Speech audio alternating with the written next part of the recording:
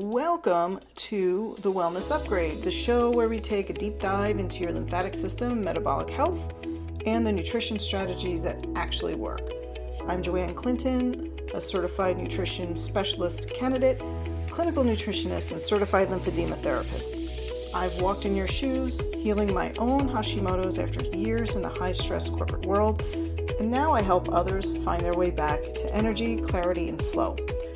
Whether you're managing swelling, managing your hormonal health, struggling with fatigue, or you just want to feel more like yourself again, you'll find practical, science-backed tips here without the fluff, quick fixes, or Instagram myths. So, if you're ready to support your body from the inside out, you're in the right place. For this episode, we're diving into a topic that touches so many women's lives, and one that can deeply affect quality of life. And today, we're talking about hair loss. Hair loss isn't just about appearance. It often shows up in ways that are emotional, practical, and even tied to identity. On the emotional side, many women describe a loss of confidence, feeling less attractive, less feminine, or even older than they are. There's often a sense of shame or embarrassment, avoiding photos, mirrors, or certain hairstyles because thinning feels too noticeable. And for some, it leads to social withdrawal, saying no to invitations, hesitating to date, or even feeling uncomfortable in professional settings. And it's not uncommon for that constant worry about progression or whether others notice. And there are day-to-day realities. Many women spend extra time each morning camouflaging with powders, wigs, hats, or extensions. The financial strain adds up too.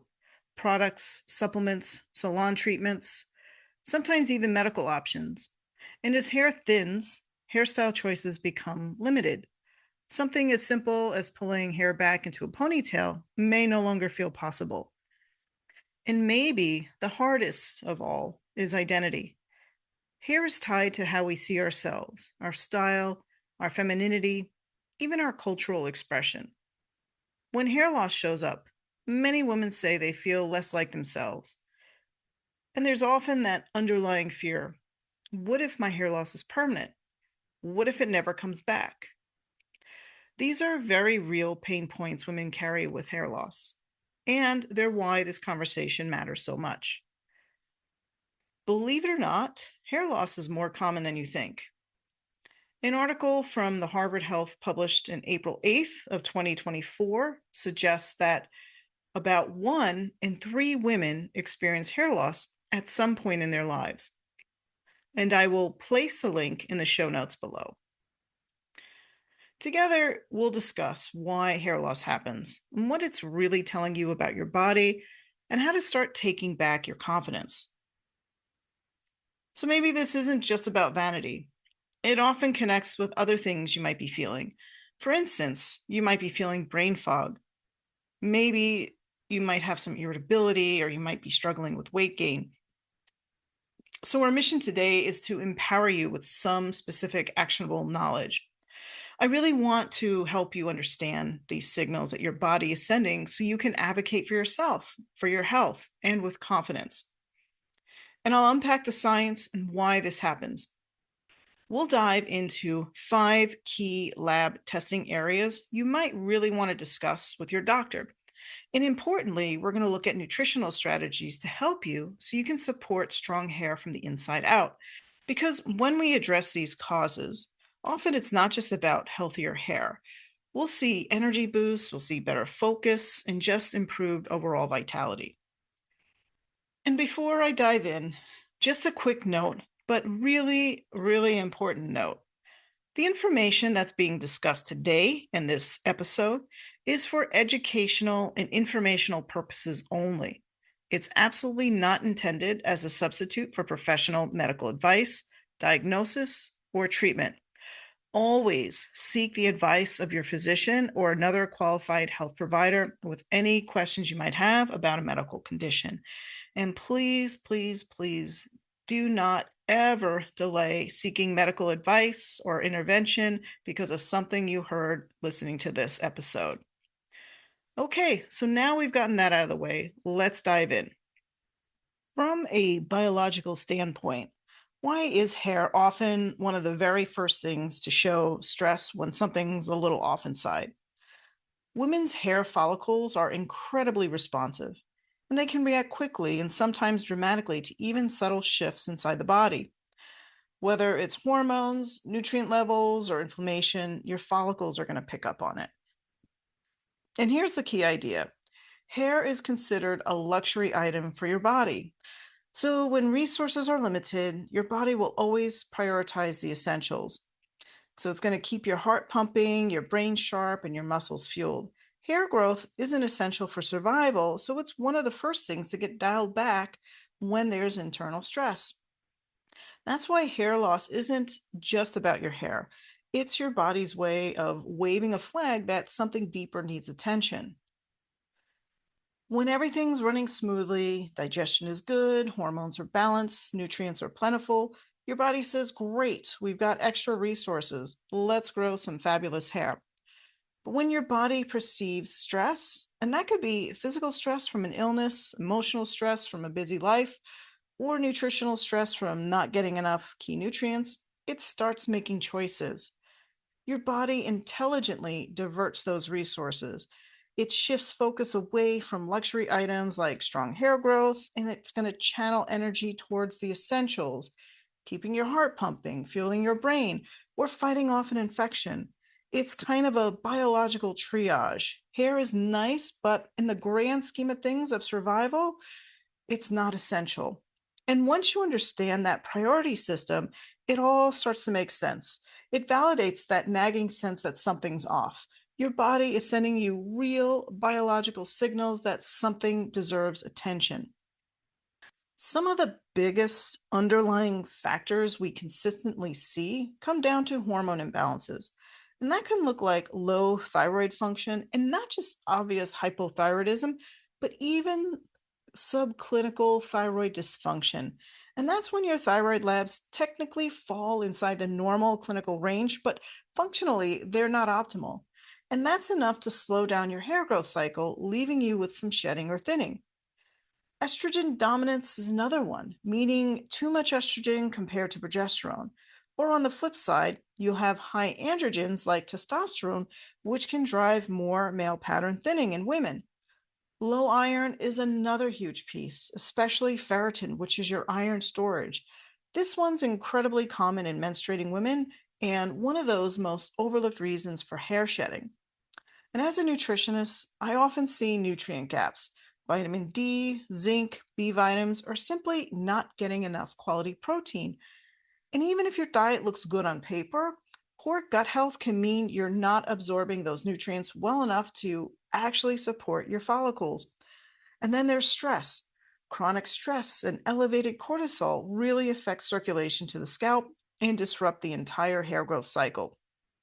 So what's important to remember is that these imbalances, they rarely show up in isolation. They often tie into other symptoms you might already be noticing: brain fog, irritability, low energy, and even stubborn weight gain.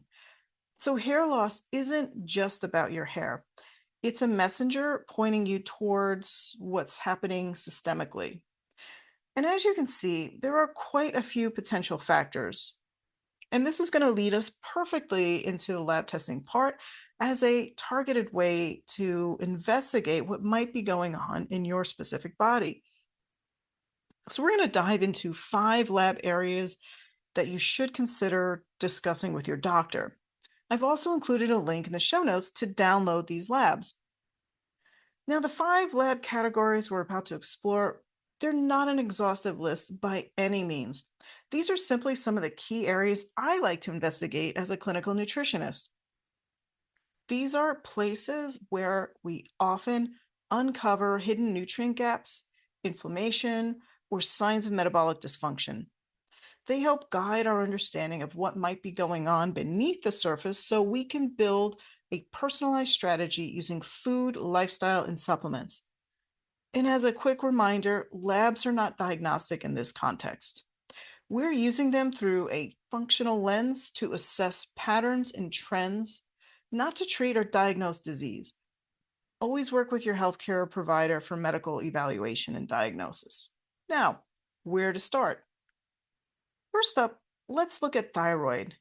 We're going to go beyond the TSH. We're looking for low thyroid function, and even if it's just borderline, low thyroid function can directly slow down the active growth phase of your hair. And it can lead to this overall thinning, and it's often linked to that persistent fatigue and sometimes trouble managing weight. So when you talk to your doctor, it's really important not just to settle for a TSH test. TSH is really only telling us how the pituitary gland is interacting with your thyroid gland, and it's only one piece. So you really need a comprehensive panel that includes free T3 and free T4. These show the actual active thyroid hormones that are available to your cells. Low free T3 is particularly critical because that's the form your hair follicles use directly. Also, ask for reverse T3. And you want to think of reverse T3 as your body's kind of slamming the brakes on thyroid activity. If it's high, it means your body is trying to conserve energy, but it also blocks the active T3 from working properly in your cells, including your hair follicles. High reverse T3 means less active hormone gets used, leading to symptoms like fatigue, brain fog, and hair thinning. And finally, always check thyroid antibodies. This checks for autoimmune conditions like Hashimoto's, which very often presents with hair thinning as well. And you might be wondering if your labs look pretty good or you've already started working on some of the imbalances, what can you do nutritionally to support your thyroid for better hair health? Well, one of the most important things is to make sure you're getting enough protein. Your thyroid hormones need protein for transport. So without it, they can't go where they need to go and they can't do their job properly. So let's talk about the specific nutrients that are really going to matter here. The first one up is selenium. Selenium helps convert your thyroid hormone from T4, which is mostly inactive, to T3, which is the active form your cells and your hair follicles depend on. It also powers an enzyme called glutathione peroxidase, and this is a powerful antioxidant enzyme that shields your follicles from oxidative stress. But here's the caution. Too much selenium can backfire. There's even a name for it. It's called selenosis. And symptoms can include brittle nails, nausea, fatigue, a garlic-like odor on the breath, and yes, ironically, even more hair loss. For most women, the functional sweet spot is around 100 to 200 micrograms a day. 55 micrograms is the official RDA, and 400 micrograms a day is that upper safety limit. And did you know that every time your body makes thyroid hormones, it actually produces hydrogen peroxide as part of the process? Yeah, your thyroid needs hydrogen peroxide to activate an important enzyme that helps convert iodine into thyroid hormone. But here's the thing. Hydrogen peroxide is also a reactive oxygen species, basically a free radical. And if it builds up or it isn't cleared properly, it can damage the very cells in your thyroid that are trying to help you. And that's where your antioxidant systems come in, especially one called glutathione peroxidase. That is a selenium-dependent enzyme, and it helps neutralize that hydrogen peroxide and it keeps your thyroid tissue safe. So if you're low in selenium, you might not be able to clear that oxidative stress effectively. And that can lead to inflammation or can even trigger an autoimmune issue like Hashimoto's over time. So now let's talk about iodine. Iodine is the raw building block your thyroid uses to make hormone. You'll find it in sea vegetables like seaweed. But, and this is important, with autoimmune thyroid condition like Hashimoto's, too much iodine can sometimes fuel antibody activity and can worsen the attack on the thyroid. That's why it's not about taking as much as you can, but it's about balance and context. And then there's zinc. Zinc is critical for making and converting thyroid hormone, but here's the catch. Zinc works in tandem with copper. If you take zinc long term without enough copper, you can actually create a new imbalance, which can also show up in hair health. You see, copper plays a role in collagen and elastin cross linking, and it can help with pigmentation. Foods like oysters and pumpkin seeds give you zinc, while foods like cashew and dark chocolate and liver provide copper. So when we zoom out, here's the takeaway. Nutrients like selenium, iodine, and zinc and copper, they don't work in isolation. They're part of a bigger thyroid hair ecosystem. When they're in balance, your thyroid has the tools it needs, and your hair can truly thrive. When they're out of balance, that's when struggles start to show up. So now we're going to talk about our second set of labs. This is our iron studies, aka the ferritin factor.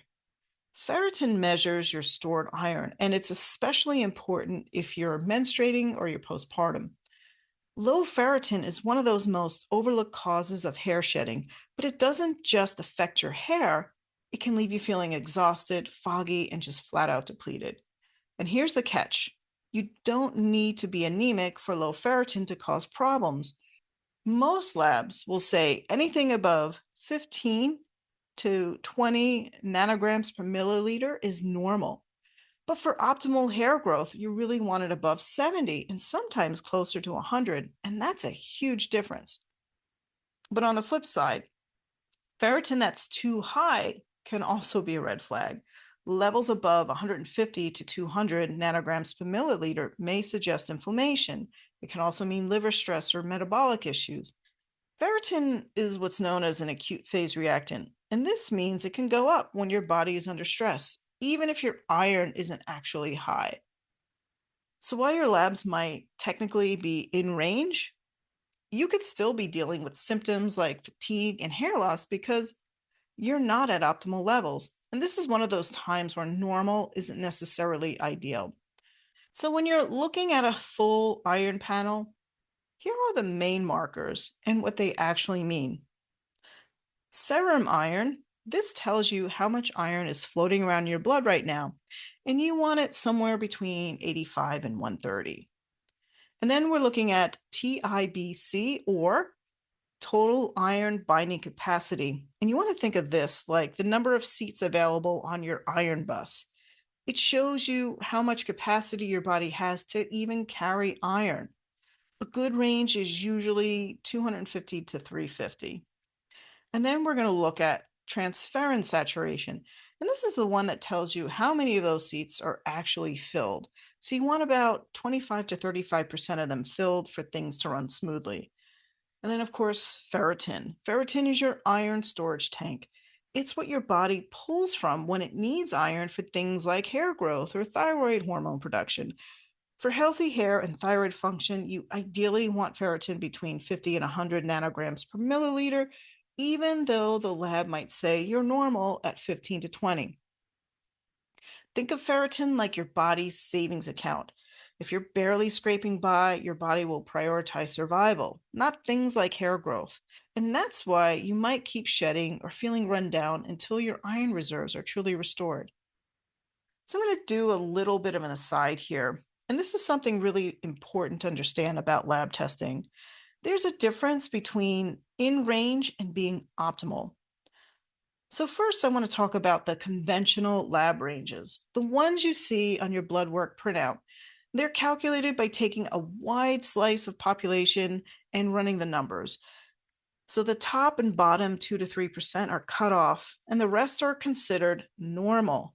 But here's the problem. The population being measured is not necessarily healthy. It's often a mix of people with chronic illness, poor diet, sedentary lifestyle, and underlying inflammation. So when your doctor says you're normal, what they really mean is you look like most of the population. Now, functional optimal ranges, on the other hand, are narrower. They're based on where people actually feel their best and where they have the least symptoms and show the lowest risk for disease. For example, ferritin. The conventional range for women might go from 12 to 150, but functionally, most women need ferritin around 50 to 100 to feel good and grow healthy hair. And if you're sitting at 15, you're technically normal, but in reality, you're running on fumes. So the takeaway is this: just because your lab slip says that you're in the normal range doesn't mean your body is functioning at its best. Functional ranges give us a more precise lens to see where your body actually needs support. So let's talk about food, because this is where you can really move the needle on iron levels. The most effective form of iron is called heme iron, and that's found in animal sources. So think of things like grass fed meat, oysters, and yes, liver if you're adventurous. These forms are absorbed much more efficiently in the body. But plant based non heme iron matters too. And you can get those from foods like lentils, spinach, and pumpkin seeds, and of course, beans. And they all contribute. Here's the catch though: non heme iron isn't absorbed quite as well on its own. The game changer here is you want to pair those plant sources with vitamin C. And vitamin C can dramatically boost absorption of non heme iron. So picture a lentil soup loaded with bell peppers or a spinach salad topped with fresh orange slices or strawberries. That simple combination can make a huge difference in how much iron your body actually takes in. So we've already discussed thyroid, we've discussed iron. Okay, so now we're going to explore our third area, and that is the area of female hormones. And they really are sensitive, and imbalances show up differently. For instance, higher levels of androgens, hormones like testosterone or DHEA, can convert into a more potent form called DHT, which stands for dihydrotestosterone. DHT basically shrinks the hair follicles. They can produce finer, shorter hairs, and eventually they can just stop producing hair.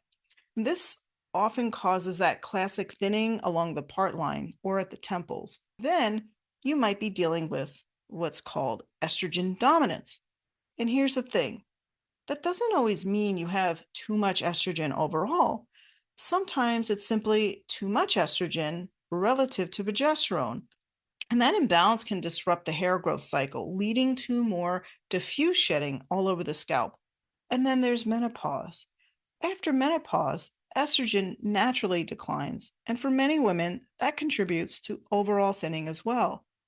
Of course, these same hormone imbalances don't just show up in the hair, they often connect with mood changes too, things like irritability, anxiety, and that sense of being on edge. So, what labs can actually show us this? The starting point is the standard blood work.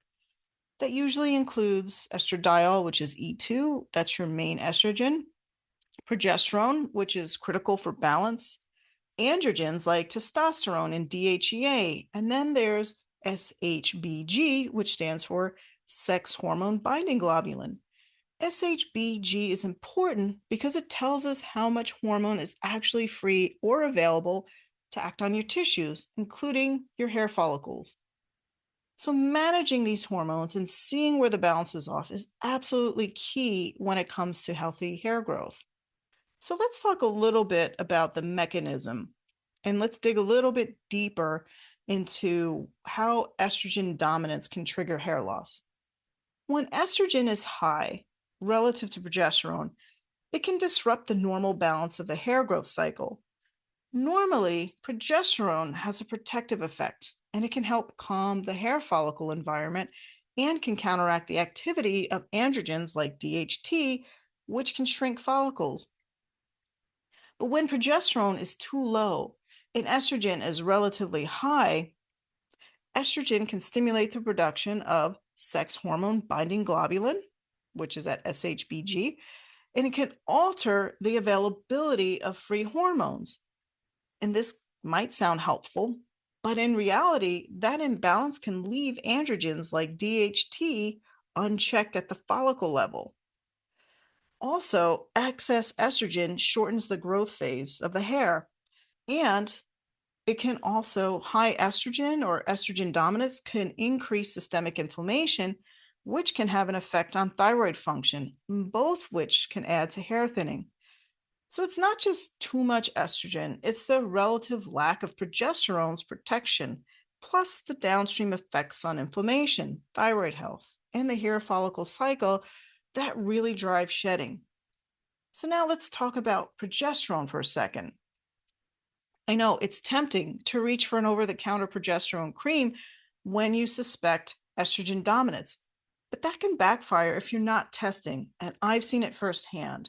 I had a client who was using progesterone cream daily without knowing her baseline levels, and she ended up flooding her system.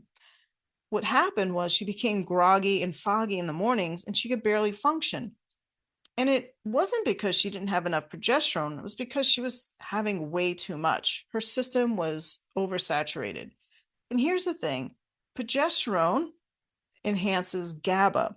And GABA is your brain's calming neurotransmitter. And that's part of why it can help with sleep and anxiety. If taken too much, especially if taken at the wrong time, can feel sedating and leave you with that hungover, heavy brain feeling the next morning. And form is going to matter too. So, oral micronized progesterone like prometrium is more likely to cause next day sedation because it passes through the liver and it creates something called allopregnanolone, which is a neurosteroid that strongly enhances GABA. And then we've got topical creams. And if you overuse or use too frequently, can also lead to hormone accumulation over time, resulting in that progesterone excess symptom that we discussed earlier, like fatigue, dizziness, or brain fog. And this is why testing is so important. You want to know both your estrogen and progesterone levels and the ratio between them, so you're not guessing. Hormones are powerful messengers, and the goal is to restore balance, not override your system. So, what can you do nutritionally? A really big one, surprisingly maybe, is balancing your blood sugar. Big swings in blood sugar can create hormonal chaos, which impacts hair, but also contributes to irritability and energy crashes. So, stable blood sugar helps stabilize hormones. And how do we do that? We want to make sure each meal has a protein anchor plus healthy fats, avocado, nuts, seeds, olive oil, and plenty of fiber from vegetables and whole grains. That combo keeps energy steady, reduces cravings, and keeps hormones happy. Let's not forget cruciferous vegetables, things like broccoli, cauliflower, kale, and Brussels sprouts. These are nutritional powerhouses. They contain compounds that actively support your liver in detoxifying and clearing out excess estrogens, which is especially important for hormone balance and hair health. Now, you may have heard cruciferous veggies are goitrogens, meaning they can interfere with thyroid hormone production. But this is true in theory, but here's the important part. You'd have to eat them raw in extremely large amounts for this to be a real problem. Now, for most people, even those with Hashimoto's or other thyroid issues, moderate amounts of cooked cruciferous vegetables are not only safe, they're actually beneficial. Cooking reduces those compounds significantly, and you'll still get the hormone and liver supporting benefits. So, unless your practitioner has told you otherwise, enjoy your broccoli, kale, and Brussels sprouts. Just mix them up with other veggies and ideally cook them. Ground flax seeds are also something you can add to your diet as well. They contain compounds called lignans, which act like nature's hormone balancers. Lignans can help modulate estrogen levels gently, and it brings them into balance whether they're running a little high or a little low. And here's a simple tip, always use flax seeds ground, not whole, because that's how your body can actually access the lignans and the omega 3s. You can buy them pre-ground, or you can toss the seeds in a coffee grinder. Add a tablespoon to your smoothie, sprinkle it in oatmeal, or stir it into yogurt. It's such an easy daily habit that supports hormone balance and, in turn, your hair health. So, I'm going to go a little bit deeper with hormones, and I'm going to discuss something called the Dutch test. And I'm going to also make a connection with gallbladder health. Standard blood tests are great, and they give us a snapshot one moment in time. But the Dutch tests, and that stands for dried urine for comprehensive hormones, it uses dried urine collected over a period in time. This gives us a much richer, more dynamic picture. And it doesn't just show hormone levels, it shows how your body's metabolizing or breaking down and processing the hormones, especially estrogens and androgens. And it can reveal, for example, if you're favoring pathways that create more, let's say, aggressive estrogen metabolites, which is often linked to the shedding, or if you're clearing estrogen efficiently. For androgens, it shows if you're converting testosterone into that potent DHT that we talked about earlier. And that's the one that shrinks the hair follicles. But it also can map your cortisol rhythm throughout the day. And if that rhythm is flatlined because of chronic stress, that often means reduced blood flow and nutrient delivery to the cell. And that's going to have a big impact on hair growth, but it can also contribute to that brain fog and fatigue. With hormones, it's not just about how much, but it's about how the body is handling them. And here's the gallbladder connection, and it's often overlooked. Your gallbladder stores bile. Bile is crucial for digesting fats, but it's also a primary route for your body to eliminate used hormones, especially estrogen. And if your gallbladder has been removed, bile isn't stored and released efficiently. It just trickles continuously into the intestine. This less efficient flow means estrogen can get reabsorbed back into your system instead of being eliminated, which can lead to estrogen dominant symptoms, hair shedding, weight gain, and those mood swings. And furthermore, poor bile flow, whether the gallbladder is removed or it's just sluggish, also means poor absorption of fat-soluble vitamins A, E, D, and K. Many women notice significant hair changes after gallbladder surgery. So even if someone hasn't had their gallbladder out, could sluggish bile flow still be a factor? And what can be the signs? Even with an intact gallbladder, if bile flow is slow, maybe due to stress, a history of low-fat dieting, certain medications, you can still get that estrogen recirculation and nutrient malabsorption. Signs of a poor bile flow or gallbladder function can include things like bloating after meals, indigestion, or difficulty digesting fatty foods. And so here's some nutritional strategies for gallbladder health. Eating smaller, more frequent meals with moderate amounts of healthy fats can be easier than having one big fatty meal. Using digestive bitters or even just lemon water or diluted apple cider vinegar before meals can help stimulate your body's own bile production signals. Some people, under guidance from a practitioner, find taking supplements such as bile salts, like ox bile, with meals containing fat help with a lot of digestion and potentially hormone clearance too. And definitely focus on getting those fat-soluble vitamins from food sources. Vitamin A from sweet potatoes or carrots, or if you're feeling adventurous, liver.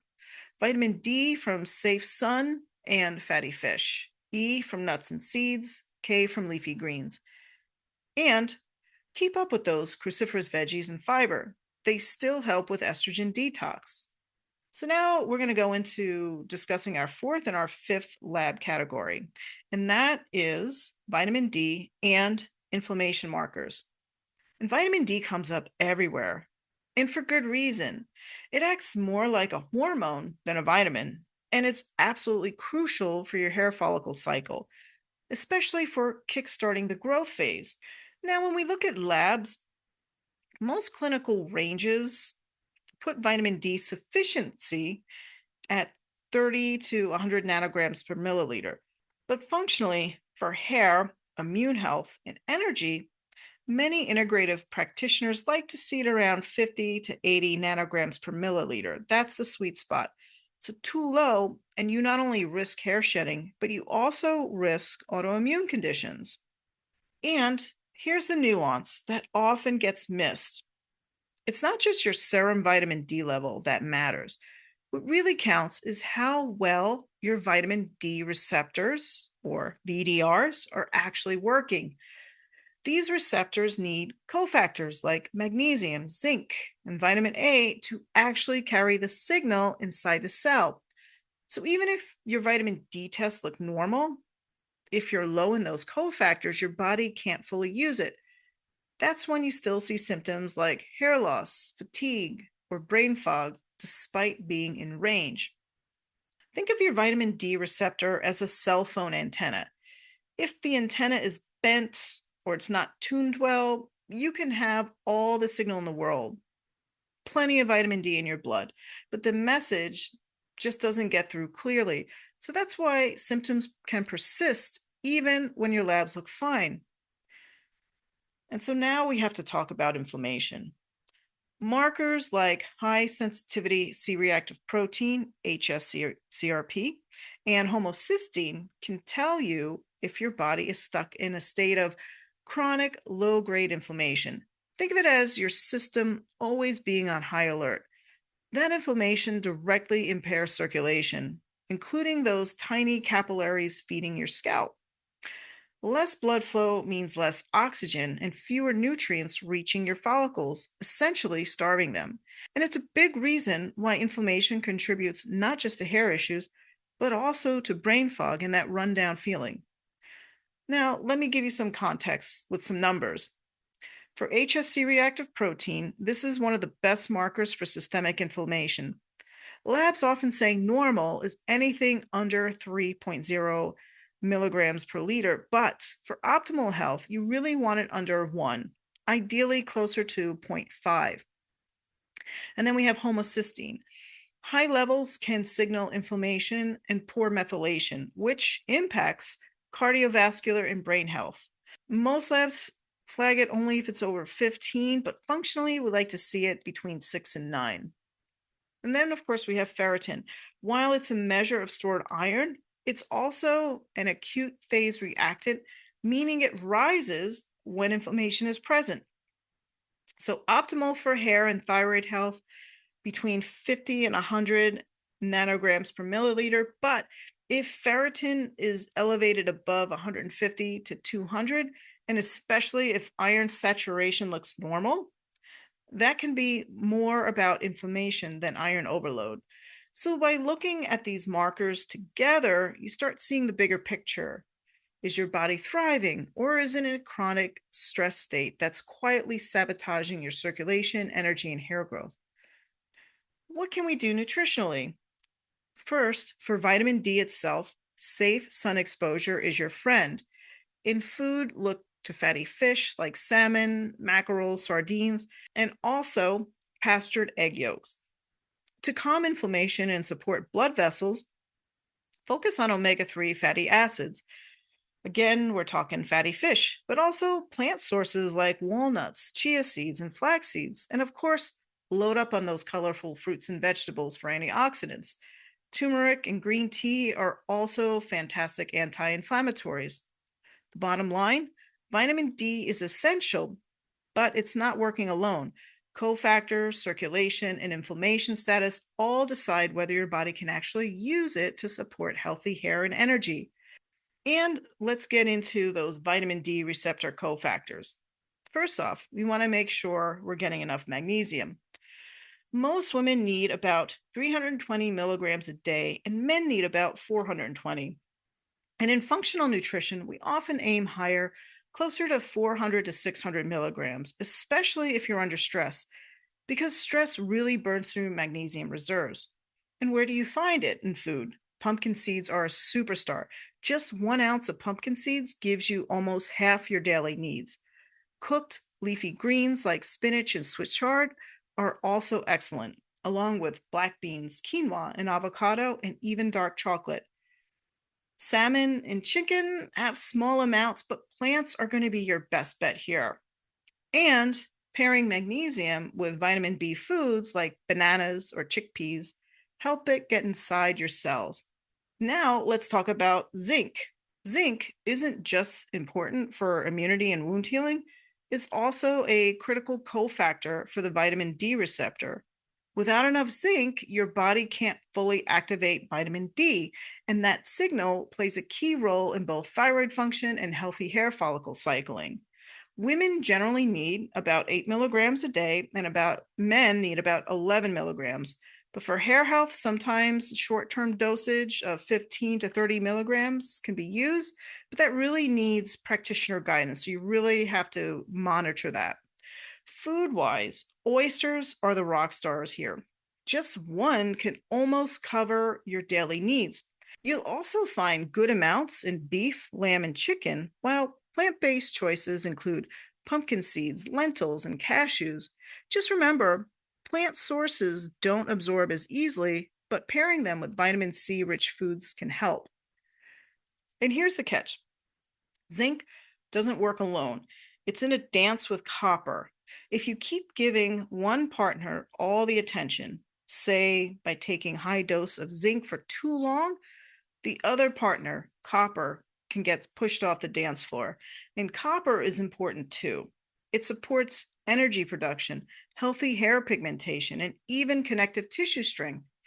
You'll find copper in shellfish like shrimp and crab and organ meats. You can also find it in cashews, almonds, and yes, dark chocolate. So when it comes to minerals, think balance. Zinc leads the dance, but copper keeps the rhythm. Together, they help your vitamin D do its job and keep your hair strong and healthy. And then there's vitamin A.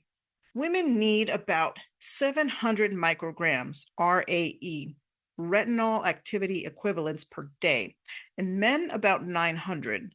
You can get vitamin A in two forms, preformed vitamin A or retinol, which your body uses right away. And it's found in beef liver, cod liver oil, pasture egg yolks, and fatty fish. And then there are carotenoids like beta carotene from carrots, sweet potatoes, leafy greens, and red peppers. The catch is that the conversion from carotenoids into retinol isn't always efficient, especially if you have thyroid issues, blood sugar imbalance, or certain genetics. That's why having both sources in your diet can be so important. And finally, vitamin K, especially vitamin K2. This one doesn't get as much attention for hair health, but it's quite a hero. Vitamin K2 helps direct calcium into your bones and teeth instead of letting it deposit in your arteries or soft tissues where it doesn't belong. It also works hand in hand with vitamin D to support vascular health and circulation, which ultimately impacts how well your nutrients reach your scalp. Top sources are fermented foods like natto, hard and soft cheeses, pastured egg yolks, grass-fed butter, and meats like chicken thighs. Leafy greens provide vitamin K1, which your body can partially convert, but K2 is the form mostly linked to the benefits mentioned above. So when you zoom out, magnesium, zinc, vitamin A, vitamin K are all cofactors that help your thyroid, your vitamin D receptors, and your circulation work properly. And when those systems are supported, your hair has the best shot at thriving. So I added this addendum, this lab testing addendum for just a little bit deeper insight. So we've already been working on the basics, eating more protein, balancing blood sugar, loading up on colorful veggies. But if you're still struggling with hair loss, fatigue, or brain fog, that's when testing can really give you more clarity. And here are some of the most useful places to start. We have iron studies, especially ferritin. Since low ferritin is one of the most common reasons for hair shedding, even without full-blown anemia. Then we've got vitamin D, with that functional sweet spot being between 50 and 80 nanograms per milliliter. Another set of important nutrients to look at are vitamin B12 and folate. Low levels can contribute to fatigue, shedding, and even mood issues. But here's the thing. A simple B12 or folate test doesn't always tell the whole story. That's where markers like MMA or methylmalonic acid or homocysteine come in. MMA tend to rise when your cells don't have enough B12. So if your serum B12 looks normal, but MMA is high, it's a sign your body still isn't getting enough where it counts. And then homocysteine is another great clue. Elevated homocysteine can mean a deficiency in B12, folate, or even B6. And it also flags inflammation and cardiovascular risk. Functionally, we like to see homocysteine around 6 to 8 micromoles per liter. So if fatigue, brain fog, or shedding are still an issue, checking MMA and homocysteine along with B12 and folate can give a much clearer picture of whether those nutrients are truly doing their job. And then we've got magnesium RBC. This is better than serum magnesium because it shows what's actually inside your cells. And then, of course, we've got zinc and copper, and these two like to work like a seesaw. And it's not just about absolute numbers, but the zinc to copper ratio. Ideally, that ratio should be around 0.8 to 1.0. Too much zinc can suppress copper, and too much copper can crowd out zinc. Both imbalances show up in thyroid function, skin, and hair. For a broader look, some practitioners like to use micronutrient panels that measure a wide range of vitamins, minerals, and antioxidants at once. And don't forget blood sugar markers. Fasting glucose, fasting insulin, and hemoglobin A1C can highlight those hidden swings that quietly disrupt hormones, energy, and hair health. So in summary, if the basics aren't enough, testing gives you a roadmap. It shows whether the issue is iron, vitamin D, B vitamins, magnesium, or that zinc to copper balance. And once you know what's missing, it's much easier to give your body and your hair exactly what it needs. So here's my approach to lab and protocols. As a nutritionist, I use client labs as powerful tools to understand what's happening inside the body. Standard blood work can often give us a clear picture of nutrient status, thyroid function, inflammation, and metabolic health. From there, I create targeted nutrition and supplement protocols to help correct imbalances and support the body's natural healing. I also review medications, since these sometimes affect nutrient levels or interact with metabolism in ways that matter for hair, energy, and overall health. And when it makes sense, and when a client is able, I may recommend additional functional labs. These can provide deeper insights into hormones, gut health, or food sensitivities. But I always remind my clients, more data isn't always better. Functional labs can be incredibly helpful, but they're not meant to create shiny object syndrome where we chase every number. The real value comes from using the lab strategically, interpreting them in context, and pairing them with a personalized plan that's sustainable. The goal isn't just to collect data, it's to create a roadmap for real lasting improvements in health and vitality. We covered a lot of ground today: potential causes, key lab tests, nutrients. But if you're listening right now, maybe as a busy mom or an executive, you might be feeling a little overwhelmed and wondering, where do you even start? And that's such a great question because it can feel like a lot. But the good news is there are some simple foundational steps you can take right away, even before labs. Here are 3 to focus on. Number 1, prioritize protein at every meal. Hair is literally made of protein, mostly keratin.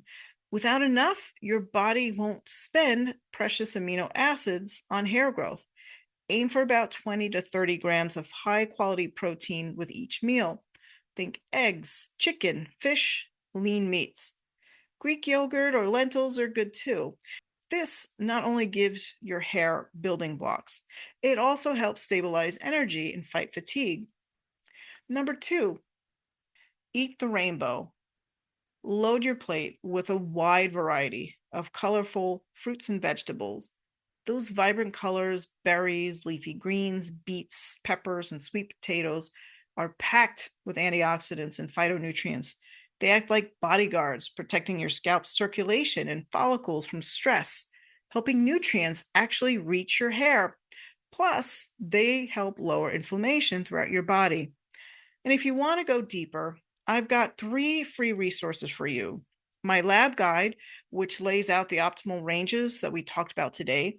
My hormone harmony quiz to see if imbalances might be contributing to your symptoms, and the lymph assess quiz, which also looks at lymphatic health and circulation. You'll find them all linked in the show notes. And last but not least, number 3, balancing your blood sugar. Those wild swings we talked about earlier create hormonal chaos that directly impacts hair, mood, and focus. Build your meals around that protein anchor. Add healthy fats like avocado, nuts, seeds, and olive oil, and plenty of fiber from vegetables, with some whole grains if they work for you. That combo keeps energy stable, reduces cravings, and helps hormones stay in balance, which is huge for both hair and overall vitality. Now, let's talk a little bit about circulation and why it's important. Your hair follicles are tiny structures at the very end of the nutrient delivery chain, and they rely on good blood flow to bring oxygen and all of those building blocks.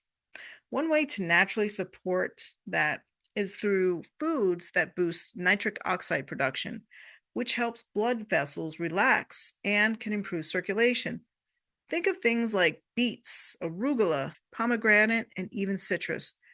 These foods promote healthy nitric oxide synthase activity, which means better blood flow, not just for your heart and brain, but also for your scalp. It's one more way nutrition can directly influence hair health. And if you're feeling frustrated, dismissed, or even embarrassed about your hair loss, you don't have to just accept it. Your hair is often a messenger reflecting your internal health. By asking the right questions, considering the right labs, and nourishing yourself from the inside out, you can see the changes. And often, it's not just your hair that improves. It's your energy, your mood, your focus, and overall vitality. If today's episode resonated with you, I'd love for you to share it with a friend, a sister, or a colleague who might be going through something similar. The more we normalize these conversations, the more we can empower each other. And don't forget to subscribe so you don't miss upcoming episodes as we keep exploring the signals our bodies are sending us. And maybe just one final thought to leave you with. Remember how interconnected everything is. When hair loss shows up, it's not just about hair. It's pointing you towards a deeper imbalance that, once addressed, can transform your health in so many areas. So take a moment. What other little whispers or maybe red flags has your body been giving you? Listening closely might just be the first step towards a much more vibrant and energetic and healthy you. Thank you so much for listening today.